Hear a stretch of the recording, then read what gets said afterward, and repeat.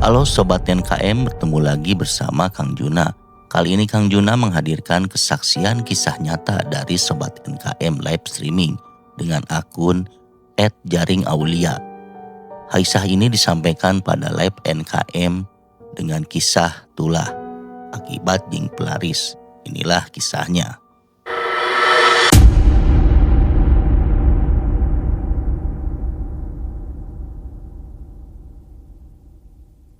Aku kebangun sekitar jam 11 malaman lah. Aku bangun sekitar jam 11 malam. Itu kepala aku tuh rasanya kayak mau pecah gitu kan. Kayak sakit kepala luar biasa. Aku seumur hidup gak pernah ngalamin sakit kepala yang kayak gitu. Nah, terus pas sakit kepala yang luar biasa itu, aku nyalain lampu kan. Kebetulan kan tidur itu nggak nyalain lampu gitu, mati lampu gitu kan. Kebiasaan tidur itu gelap gitu. Pas aku nyalain lampu, nggak tahu kenapa aku nggak bisa lihat cahaya sama sekali. Kepala aku langsung sakitnya tuh bertambah berapa kali lipat gitu. Terus aku matiin lagi lampu, nggak bisa, pokoknya bang nggak bisa lihat sinar sedikit pun tuh nggak bisa sama sekali. Sampai pagi itu aku nggak bisa tidur kan. Aku bangunin orang-orang rumah. Kebetulan saat itu ada orang tuaku di rumah juga. Terus aku bangunin orang-orang rumah. Suhu badanku itu langsung naik bang, langsung kayak orang demam gitu loh. Langsung kayak orang sakit. Padahal tadinya tuh kayak nggak ada gejala apapun gitu. Nah habis itu kan besoknya aku langsung dibawa ke puskes. Aku periksa tuh. Ya aku merinding kalau cerita ini.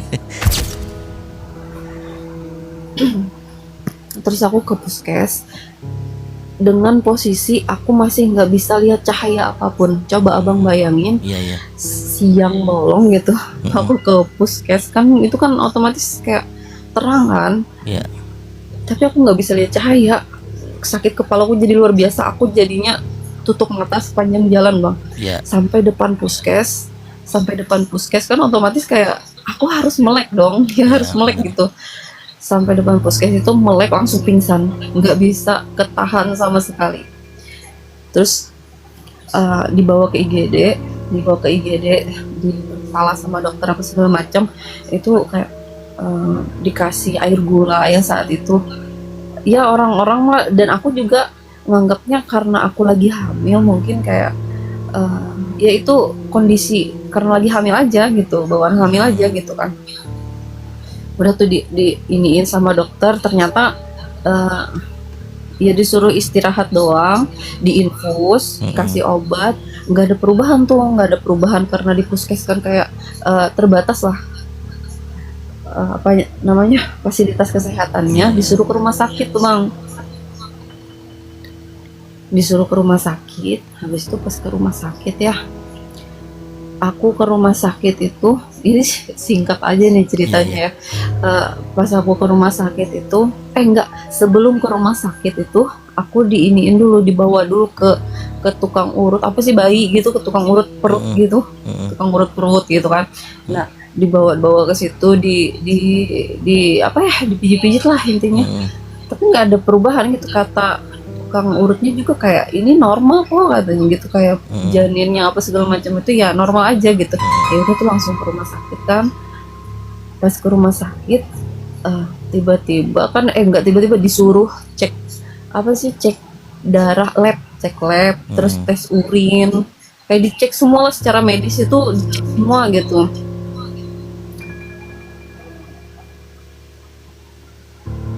Ya aku jadi takut. Astagfirullahaladzim. Lanjut aja. Kan dicek semua tuh. Iya aku jadi takut bang, jujur gemeter. Terus kan pas sudah sampai di rumah sakit itu dicek semua. Dan hasilnya tuh normal semua. Pokoknya nggak ada yang suhu badanku tinggi banget, itu badanku sampai gemeter bang. Kepalaku ini tuh gini ya, ujung kakiku kalau gerak sakitnya tuh sampai ujung kepala gitu, dan kepala itu kayak diremes-remes gitu loh. Pokoknya sakitnya nggak bisa dideskripsikan, sakit banget gitu, sampai nggak bisa lihat cahaya gitu kan. Habis itu kata dokter, ibu ini semua pemeriksaannya hasilnya normal katanya gitu kan, nggak ada yang ibaratnya nggak ada yang mengkhawatirkan gitu. Sampai dokternya bilang kayak kalau ibu mau pulang nggak apa-apa, maksudnya nggak usah dirawat inap gitu loh bang. Wah, kayak maksudku aku kan ngerasain tubuhku kan aku ya, kayak sakitnya tuh kan aku sendiri yang ngerasa gitu. Lah nggak mungkin dok, nggak mungkin, saya ini sakit pak, sampai nangis gitu kan. Pokoknya aku sampai nangis gitu di IGD kan. Kayak aku udah 2 kali hamil gitu ya, dan baru kali ini kayak ngerasain kayak gini loh bang. Dan aku masih mikir juga ini tuh medis, nggak ada mikir kemana-mana tuh, nggak ada sama sekali. Gak ada sama sekali mikir kemana-mana. Habis itu aku ngotot tuh sama dokter, dok saya minta tolong saya rawat inap, soalnya kalau di rumah saya makin bingung bang. Saya berobat apa, kalau di situ kan saya dikasih infus gitu kan, apa segala macam lah, ibaratnya tuh ada penanganan lah gitu. Nah sedangkan dokternya, oh ya udah karena ini kemauan ibu, katanya kemauan nih dirawat inap nih kemauan gitu kan, ya udah kalau ini kemauan ibu nggak apa-apa katanya gitu, kalau mau dirawat gitu kan. Ya udah aku memilih untuk rawat inap. Dan abang tahu nggak, waktu rawat inap itu aku nggak bisa tidur di kamar, itu nggak bisa kan, kan aku kayak BPJS kelas yang nyampur gitu loh sama orang gitu loh. Berapa kamar itu, berapa orang di dalamnya? Aku kan kelas 2, jadi kayak ada berapa orang ya, 2 orang gitu kalau nggak salah dulu. Berarti 3 ya. Kan lampunya tuh kan aku nggak bisa kayak gimana ya, ngatur lampu untuk orang banyak gitu kan, nggak bisa diatur untuk diri kita sendiri gitu. Sedangkan aku nggak bisa lihat cahaya. Nah terus aku tidurnya di musola bang, di musola rumah sakit. Dalam kondisi sakit itu ya? Iya, terus kayak perawat itu bingung, kemana bu, bawa infus, saya nggak bisa ini mbak, saya nggak bisa, pokoknya aku kayak nggak bisa tidur, kayak aduh nggak, aku kayak orang gila saat itu tuh, kayak orang gila banget bang. Habis itu kan sampai nah dia agak mereda kalau udah deket subuh bang. Kalau udah deket subuh sakit kepalanya tuh mereda gitu kan. Pas udah dekat subuh, ingat banget itu waktu itu aku balik lagi tuh ke ruangan rawat inap. Pas balik lagi mau ke kasur rawat inap itu, tiba-tiba ada cleaning service gitu ngomong sama aku, nyamperin aku. Terus dia nanya gini, padahal kan dia nggak tahu posisi aku lagi hamil. Dia nggak tahu tuh, dia nanya kayak gini, mbak sakit apa katanya gitu. Nggak tahu, sakit kepala luar biasa, pokoknya dari aku ceritain lah. Suamiku sih yang lebih tepatnya yang ngejelasin panjang lebar gitu, aku nggak terlalu bisa ngomong. Habis itu kalau saya lihat-lihat mbak tuh lagi hamil ya katanya gitu. Kalau saya lihat-lihat mbak tuh bukan medis deh, dia ngomong gitu bang. Jadi iya gini loh, aku, suamiku, orang tuaku itu kayak gimana ya, selama aku sakit itu nggak ada satupun yang terpikir bahwa ini tuh bukan non medis. Kayak kita tuh ketutup semua gitu loh. Kayak aku ngotot bahkan kayak, enggak dok, aku tuh sakit dok, aku sakit gitu. Kayak aku sakit, aku harus diobatin ini dok, aku minta obat ini, minta obat itu gitu. Aku ngotot gitu. Tapi dokter bilang enggak bu, ibu tuh normal, nggak ada apa-apa, hasil pemeriksaannya pun bagus gitu. Cuman kayak suhu badanku aja tinggi gitu loh, lagi sakit biasa aja katanya gitu. Tapi aku tetap ngotot kan. Nah pas ibu itu ngomong kayak gitu bang, ibu kalau saya lihat-lihat ibu ini bukan non medis katanya gitu. Padahal dia nggak tahu posisiku lagi hamil, itu nggak tahu. Terus non medis, aku baru kayak ngeh apa ya, kayak baru tersadar gitu loh bang, kayak orang kaget baru kayak kenapa nggak kepikiran ke situ ya gitu loh, kenapa nggak kepikiran ke situ gitu. Habis itu iya coba ibu ini ke ini, dia ngerekomendasiin tempat apa ya, kalau di Kalsel itu orang-orang yang kami manggilnya tuh kayak tuan guru gitu loh bang. Iya tuan guru. Iya kayak ketuan guru gitu. Jadi dia rekomendasiin, coba deh Mbak kesini katanya, coba tanya-tanya katanya ke beliau katanya gitu kan. Ya udah tuh, sore itu juga Bang, karena aku kan dirawat kan atas kemauanku sendiri tuh. Ya. Jadi kan ketika aku minta pulang itu tidak dengan persetujuan dokter pun tidak apa-apa. Oh, bisa pulang Iya, langsung ya. pas aku bilang ke perawat kan, ini aku mau pulang. Oh ya nggak apa-apa katanya. Karena kan pada dasarnya dokter juga merekomendasikan untuk pulang sih sebenarnya gitu kan. Ya udah pulang tuh sore itu pulang dan sore itu juga Bang kami berangkat tuh ke rumah tuan guru itu tadi yang direkomendasiin tadi. Berangkat gitu, pas berangkat itu abang tahu nggak, aku naik mobil ya, naik mobil kebetulan kan wilayah sekarang ini kan kabupaten ini tuh apa sih tambang gitu loh, tambang batu bara. Jadi kayak perlintasan batu bara gitu. Nah kami tuh ngelewatin jalan yang agak berkerikil lah, kayak lewatan mobil-mobil tambang gitu lah. Iya, tempat tuan gurunya tuh gitu.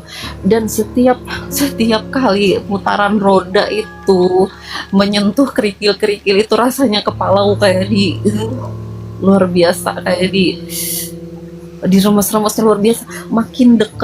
Makin deket rumah tuan guru itu, makin sakitnya luar biasa Bang. Masya Allah itu kayak ya Allah. Iya. Nah terus dan paling gongnya setengah perjalanan ya mendekati rumah tuan guru itu, mobil kami mogok di tengah hutan. Nggak tahu apa penyakitnya, mati seketika gitu loh. Padahal itu udah deket maghrib Bang. Jadi kayak ya Allah mudahkanlah ya Allah. Dalam perjalanan itu aku tuh kayak berdoa terus ya Allah, baru ngeh gitu loh Bang, kayak sama doa sama ini non medis itu kayak baru ngeh aja gitu. Jadi kayak berdoa sama Allah tuh, ya Allah aku jadi kayak yakin ini tuh kayaknya emang bukan medis deh gitu. Terus kan iya aku jadi takut. Jadi kan pas mogok itu kan suamiku tuh minta pertolongan Bang ke warga lokal, rumah warga lokal gitu, datangin lah gitu kan, ditolong lah intinya, kami ditolongin gitu kan karena udah mau maghrib, ditolongin dan alhamdulillahnya itu mau hidup lagi tuh mobil sampai kami ke rumah. Singkat cerita sampailah kami ke rumah tuan guru itu.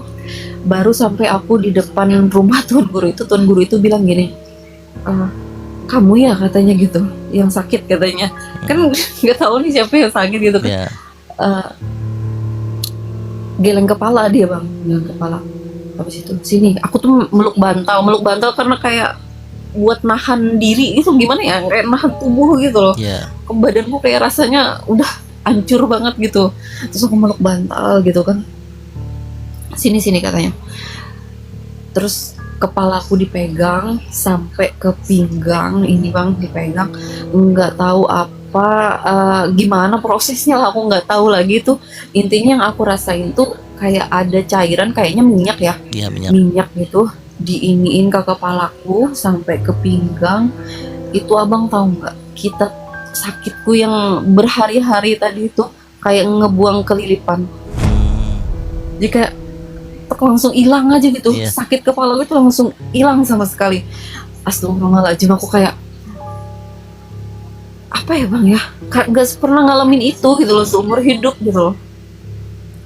Habis itu kata beliau gini, kamu tahu nggak, kamu ada keluar kemana pas maghrib sanja. Kalau di sini nyambutnya sanja gitu loh, senja waktu maghrib itu. Nah kamu ada keluar kemana waktu itu katanya gitu. Aku kan ingat waktu terakhir aku sehat gitu kan, sebelum sakit itu kan pas ngejenguk mertuaku itu kan. Nah kamu tahu ini apa katanya gitu, diceritain lah aku. Di situ aku kayak ya Allah, di dekat kamu tinggal sekarang ini katanya itu ada 3 buah warung yang menggunakan pulasid katanya. Pulasid itu apa ya Bang ya? Pulasid. Iya pulasid tuh kalau orang Kalimantan gitu. Tahu nggak Bang? Ini mungkin penglaris.